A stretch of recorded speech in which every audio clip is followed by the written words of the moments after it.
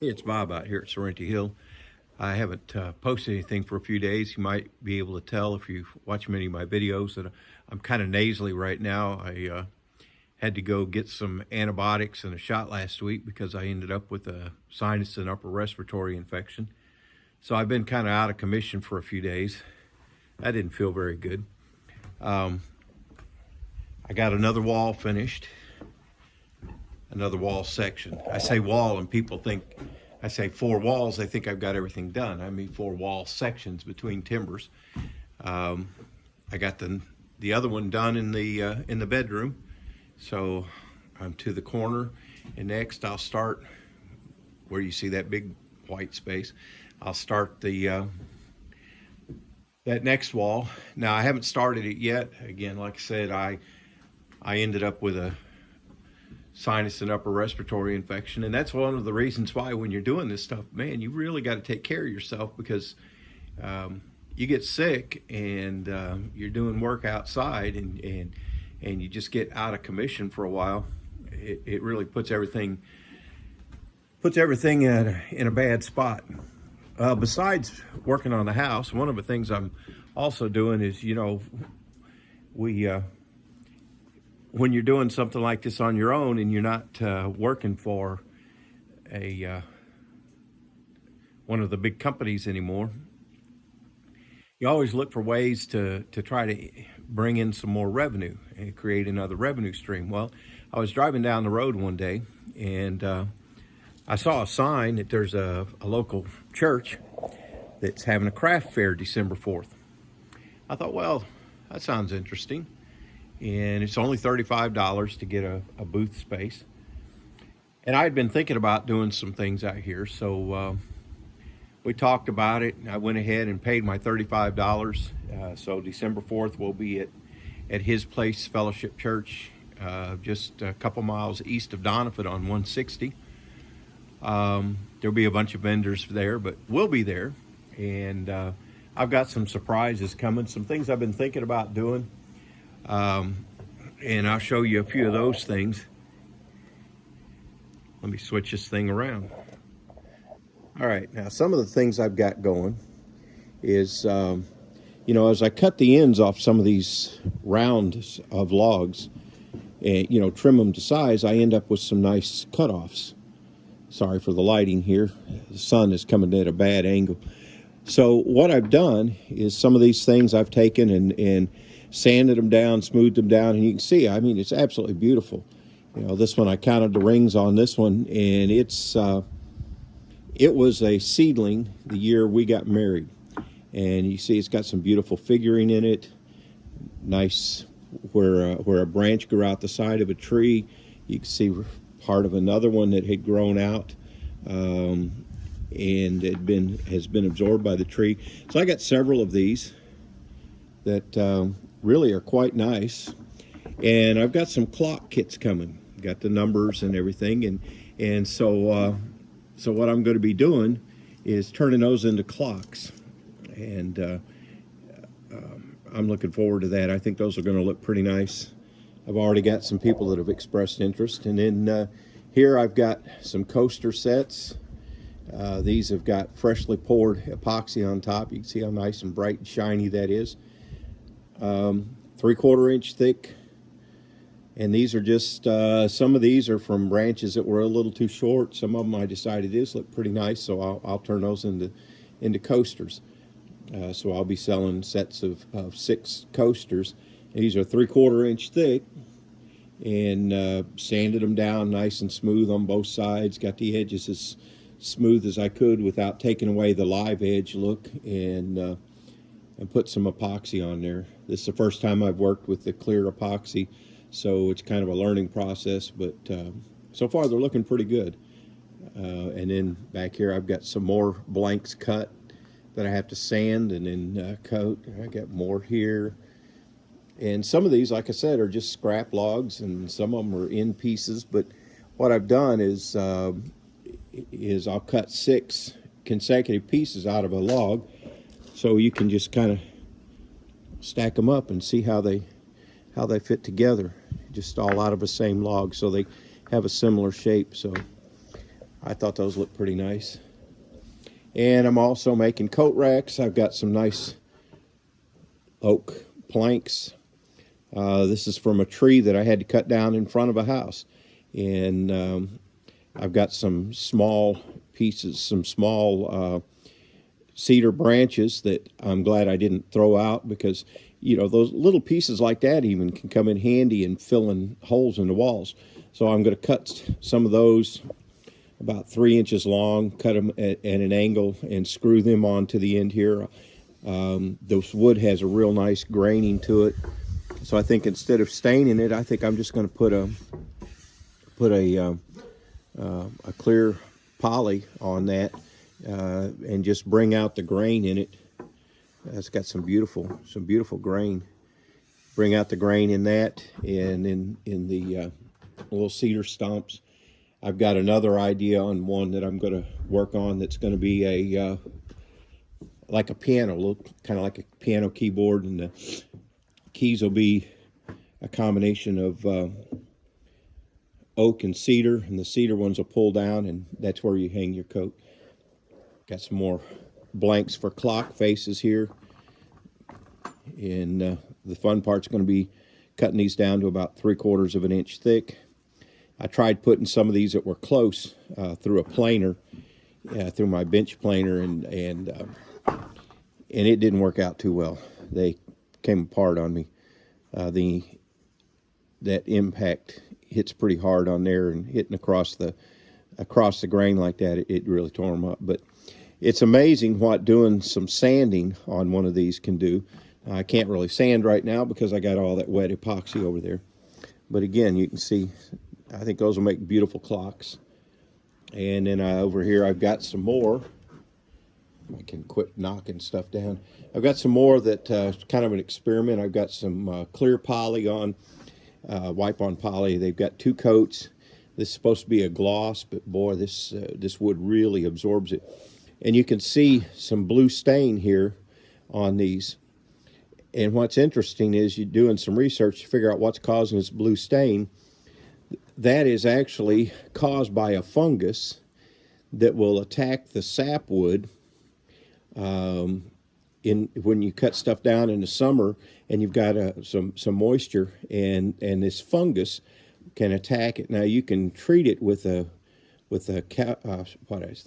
hypochlorite that's supposed to take it away, but this is just an experiment. See how they look. I like the epoxy better. This, like I said, this cedar, with it being so soft, it just sucks that poly in so quick that it's going to take a lot of coats to build up enough to really have a much of a durable finish on it. So I'll see how that goes. Again, that's an experiment. It just cost me a little bit in the poly, but I didn't have to go buy the wood.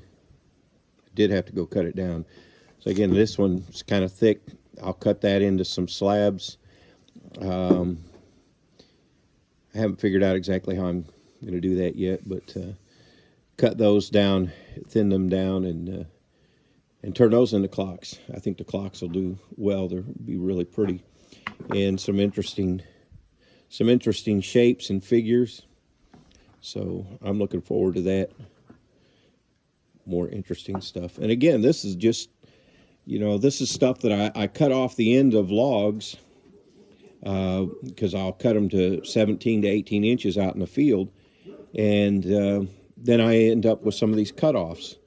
And in fact, I've got a great big pile of them over there, and those are going to be cut down, and I'll actually glue those to the drywall inside the laundry shed when I turn that into my study. So I'll have a look like cordwood on the inside of my laundry shed, and take advantage of all those pieces instead of throwing them in a fire and burning them.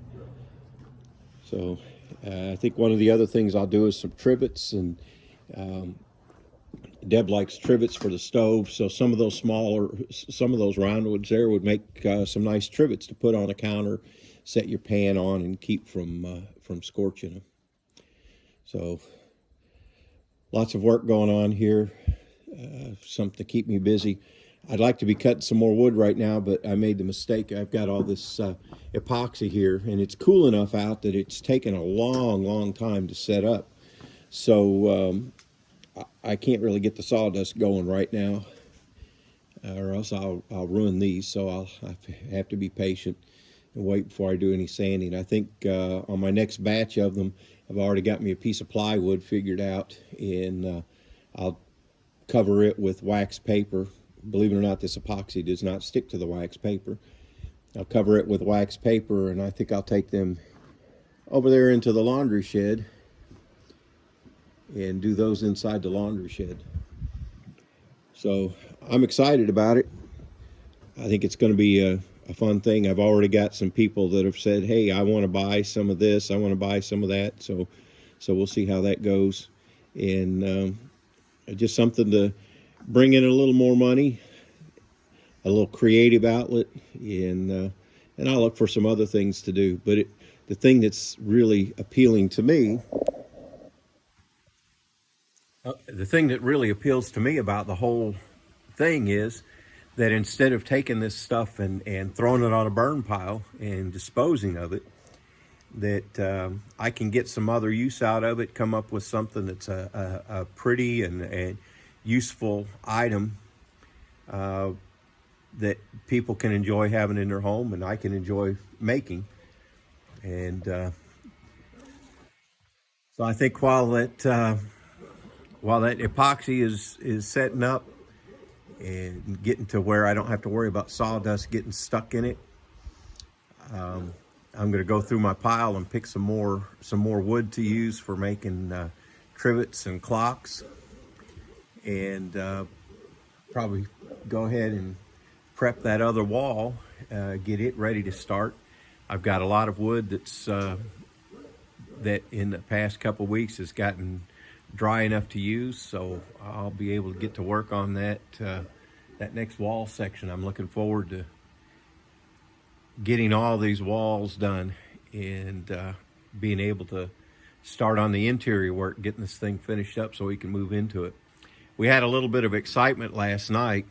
I was sitting there in the RV. It was just a little bit before 9 o'clock, and the thing started bouncing around.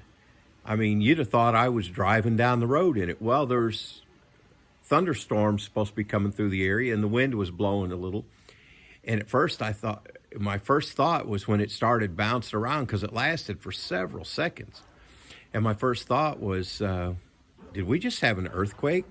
Because I heard a loud rumbling, kind of a booming and rumbling at the same time. I thought, did we just have an earthquake? But earthquakes don't usually happen here. Now, we are probably 50, 60 miles from from New Madrid, where the New Madrid fault runs through.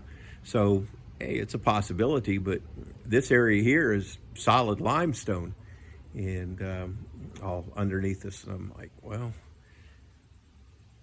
I think that was an earthquake, but surely not. And I thought, well, maybe it was a tree that fell against the RV, because it's pretty windy out. So I took my flashlight and went out, and nothing. The dogs were kind of wound up by it too. They didn't care too much for the RV moving around. Like I said, it felt like the thing was bouncing down the road. I mean, it was getting it pretty good, especially there in the back end of it. And